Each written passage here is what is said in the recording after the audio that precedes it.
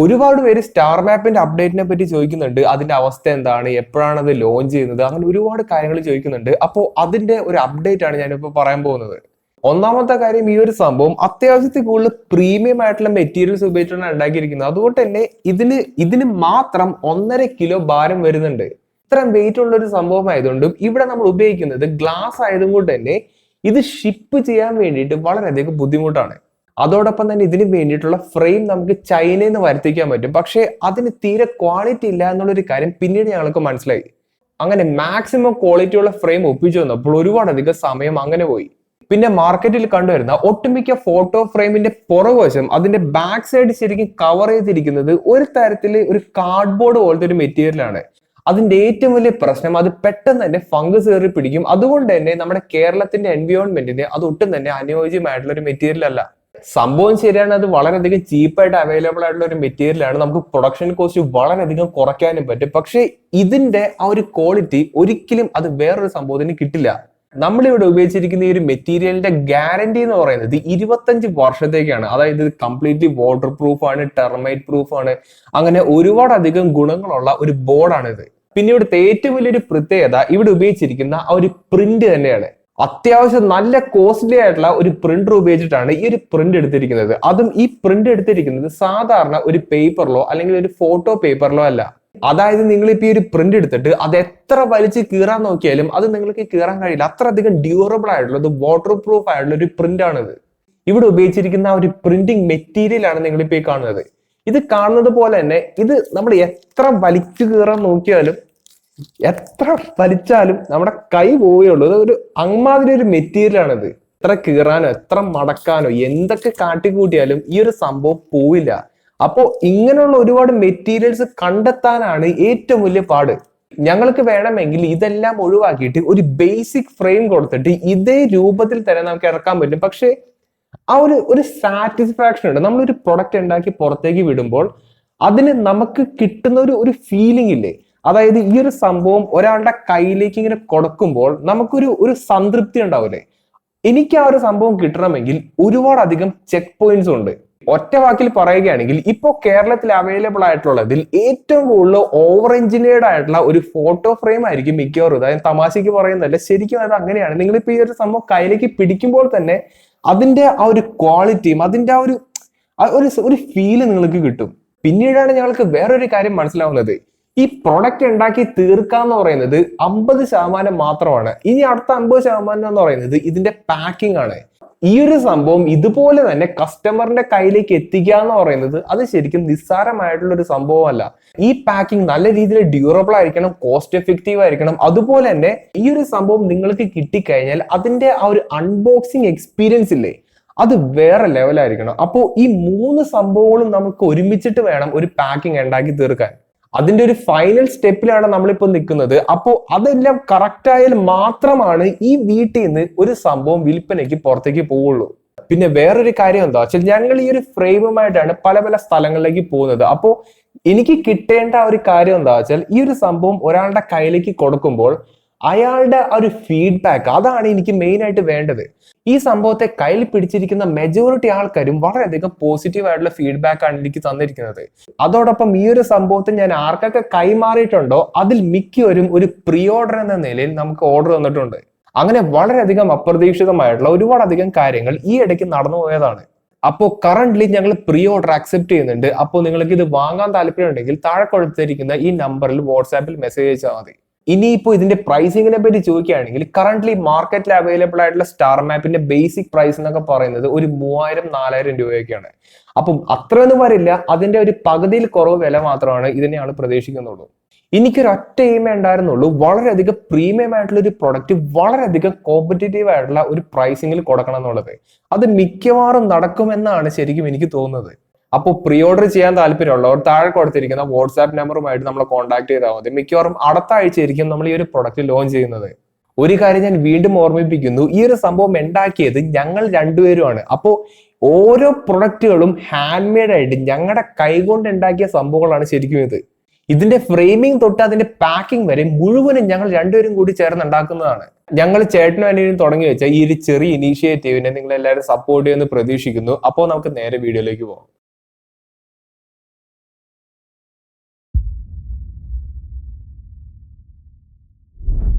Walter ക്രോങ്കൈറ്റ്.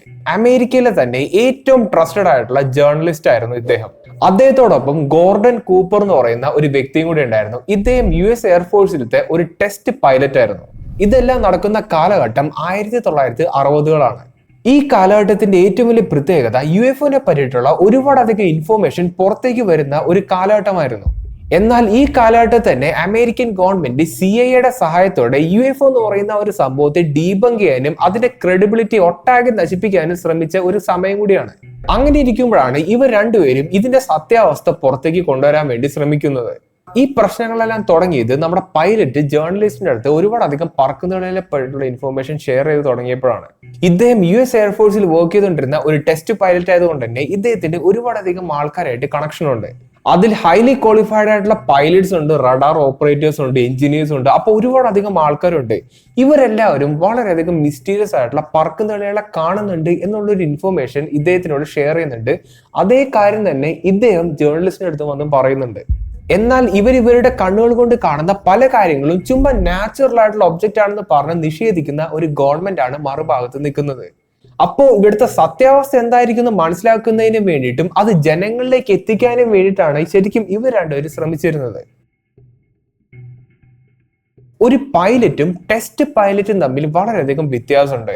അന്തരീക്ഷത്തിൽ കണ്ടുവരുന്ന പലതരത്തിലുള്ള സംഭവങ്ങളെ വേർതിരിച്ചറിയാനുള്ള ആ ഒരു ട്രെയിനിങ് ഒരു ടെസ്റ്റ് പൈലറ്റിന് സാധാരണ പൈലറ്റിനെ വെച്ച് അപേക്ഷിച്ച് നോക്കുമ്പോൾ വളരെയധികം കൂടുതലായിട്ട് കിട്ടിയിട്ടുണ്ട്. അതുകൊണ്ട് തന്നെ ഗോർഡൻ കൂപ്പറിന് ഒരു ബലൂൺ എന്താണ്, ഒരു വെതർ ബലൂൺ എന്താണ്, നാച്ചുറൽ ഫിനോമിനൻ എന്താണെന്നുള്ള ഒരു കാര്യമൊക്കെ വളരെയധികം നിഷ്പ്രയാസം ഡിസ്റ്റിംഗ്വിഷ് ചെയ്യാൻ കഴിയും. ഇത്തരത്തിൽ ഹൈലി ട്രെയിൻഡ് ആയിട്ടുള്ളതും പ്രൊഫഷണൽ ആയിട്ടുള്ള ആൾക്കാർ ഇത്തരത്തിലുള്ള കാര്യങ്ങളൊക്കെ വന്ന് പറയുമ്പോൾ അത് ഒരിക്കലും നമുക്ക് കണ്ണടയ്ക്കാൻ കഴിയില്ല. ഇവരുടെ കൈവശം ഒരുപാടധികം ഇൻസ്ട്രുമെന്റ്സ് ഉണ്ട്. അതായത് ആകാശത്ത് ഇവർ എന്തെങ്കിലും ഒരു സംഭവത്തെ കാണുകയാണെങ്കിൽ അത് എത്ര ഫോഴ്സസ് എക്സ്പീരിയൻസ് ചെയ്തിട്ടുണ്ട്, അത് എത്ര വേഗത്തിലാണ് പോകുന്നത്, അങ്ങനെയുള്ള കാര്യങ്ങളൊക്കെ മെഷർ ചെയ്യാനുള്ള പലതരത്തിലുള്ള സയന്റിഫിക് എക്യുപ്മെന്റ്സ് ഇവരുടെ കൈവശമുണ്ട്. അപ്പോ ഇതിൽ നിന്നൊക്കെ ഇവർക്ക് കിട്ടിയിരിക്കുന്ന ഡാറ്റയെ പറ്റിയിട്ടും ഒരുപാടധികം വളരെയധികം പ്രൊഫഷണൽ ആയിട്ടുള്ള ആൾക്കാരുടെ ഐ വിറ്റ്നസ് ടെസ്റ്റിമോണിനെ പറ്റിയിട്ടാണ് ശരിക്കും ഇവിടെ പറയുന്നത്. 1951 ഗോർഡൻ കൂപ്പർ എന്ന് പറയുന്ന ഈ ഒരു വ്യക്തി ആകാശത്ത് ഒരുപാടധികം പറക്കുന്നളികളെ കാണാനിടയുണ്ടായി.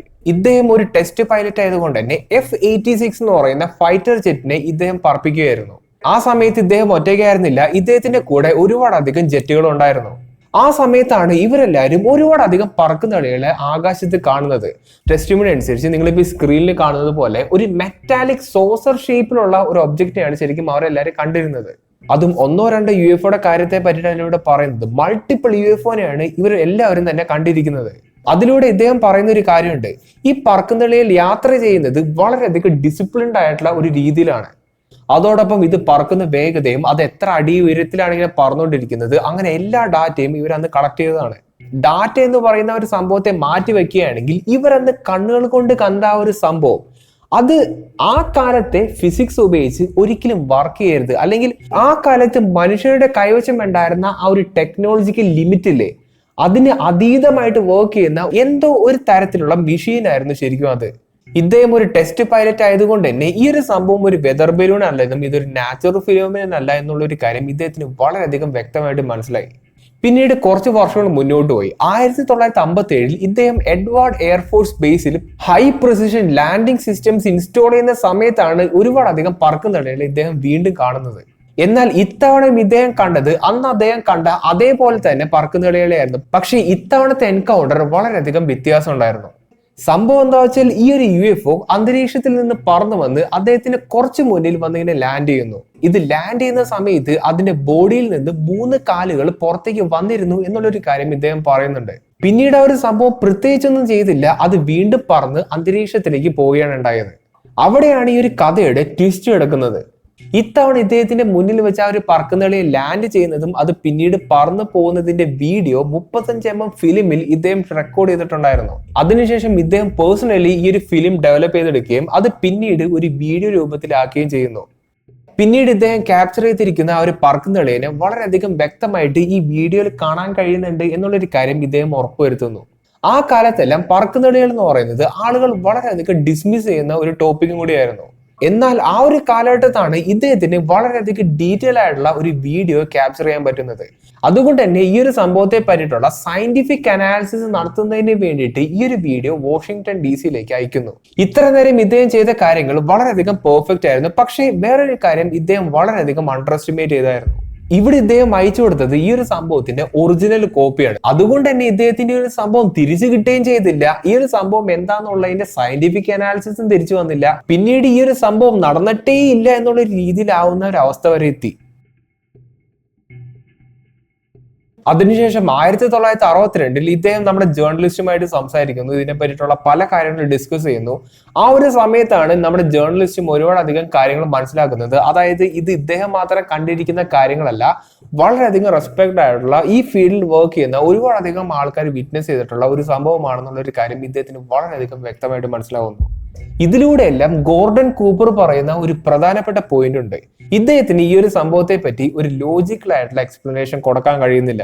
ഒരു കാര്യം നമ്മൾ ആലോചിക്കണം, US എയർഫോഴ്സിന്റെ ടെസ്റ്റ് പൈലറ്റ് ആണ് ഈ ഒരു കൺക്ലൂഷൻ തരുന്നത്. അതേ സമയത്ത് ഈ ഒരു സംഭവം ഒരു എക്സ്ട്രാ ടെറസ്ട്രിയൽ ആവാനുള്ളതിന്റെ സാധ്യതയെ പറ്റി ഇദ്ദേഹം പറയുന്നുണ്ട്. പക്ഷെ അതിനും ഇദ്ദേഹത്തിന് ഒരു ലോജിക്കൽ എക്സ്പ്ലനേഷൻ ആ കാലത്ത് കൊടുക്കാൻ കഴിഞ്ഞിട്ടുണ്ടായിരുന്നില്ല. എന്നാൽ ഇതേ കാലഘട്ടത്താണ് പ്രൊജക്ട് ബ്ലൂ ബുക്ക് എന്ന് പറയുന്ന ഒരു പ്രോഗ്രാം US എയർഫോഴ്സ് റിലീസ് ചെയ്യുന്നത്. അതായത് മുന്നേ പറഞ്ഞ പോലെ UFOനെ പറ്റിയിട്ട് പഠിക്കുക, അതിനെ ഡീബങ്ക് ചെയ്യുക, പഠിക്കുക, ഡീബങ്ക് ചെയ്യുക, അവസാനം UFO എന്ന് പറയുന്ന സംഭവമേ ഇല്ല എന്നുള്ളൊരു മൈൻഡ് ആൾക്കാരിലേക്ക് എത്തിക്കുക. ഇത്തരം കലാപരിപാടികളായിരുന്നു ശരിക്കും ആ കാലഘട്ടത്തെല്ലാം നടന്നു പോയിക്കൊണ്ടിരുന്നത്. എന്നാൽ അതിന്റെ വാലും പിടിച്ചുകൊണ്ട് ഒരുപാട് ആൾക്കാർ ഇപ്പോഴും ഈ ഒരു സംഭവത്തെ ഡീബങ്ക് ചെയ്യപ്പെട്ട കാര്യങ്ങളാണ് എന്ന് പറഞ്ഞു നടക്കുന്നുണ്ട്. ഇതെല്ലാം നടന്നു പോകുമ്പോഴും ഇദ്ദേഹത്തിന്റെ മനസ്സിൽ ഒരേ ഒരു ചോദ്യം ഇങ്ങനെ കിടക്കുന്നുണ്ട്. ഞാൻ എന്താണ് എന്റെ സ്വന്തം കണ്ണുകൾ കൊണ്ട് അന്ന് കണ്ടത്? അതെന്തായാലും മനുഷ്യനിർമ്മിതമായിട്ടുള്ള ഒരു ഒബ്ജക്റ്റ് അല്ല. ഒരു മനുഷ്യനിർമ്മിതമായിട്ടുള്ള ഒബ്ജക്റ്റിനും ഇത്തരത്തിലുള്ള മിനൂറ് ചെയ്യാൻ കഴിയില്ല എന്നുള്ളൊരു കാര്യം ഇദ്ദേഹത്തിന് 100% ഉറപ്പായിരുന്നു. അപ്പോ എന്തായിരിക്കും അത്? ആ ഒരു ചോദ്യം ഇദ്ദേഹത്തിന്റെ മനസ്സിലിങ്ങനെ കിടക്കുന്നുണ്ട്. അപ്പോൾ അതിന്റെ ഉത്തരങ്ങൾ തേടി പല പല കാര്യങ്ങൾ, പല പല ആശയങ്ങൾ ഇദ്ദേഹം ഇങ്ങനെ പറയുന്നുണ്ട്.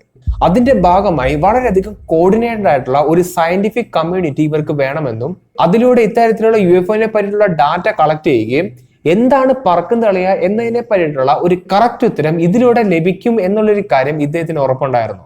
പക്ഷേ അൺഫോർച്ചുനേറ്റ്ലി ഇദ്ദേഹത്തിന്റെ ആ ഒരു പ്ലാൻ വർക്കൗട്ട് ആയില്ല. വർക്കൗട്ട് ആയില്ല എന്ന് പറയുന്നതിന് ഭേദം അത് വർക്കൗട്ട് ആക്കിയില്ല എന്ന് വേണമെങ്കിൽ പറയാൻ പറ്റും.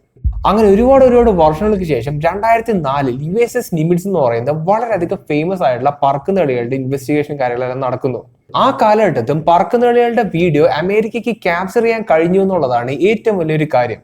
2016 ഈ ഒരു വീഡിയോ പുറത്തിറങ്ങിയ പിന്നെയാണ് കൂപ്പർ പറഞ്ഞ പല കാര്യങ്ങളുമായിട്ടും ഈ ഒരു സംഭവമായിട്ട് വളരെയധികം മാച്ചിങ് ആണ് എന്നുള്ളൊരു കാര്യം ലോകം റിയലൈസ് ചെയ്യുന്നത്.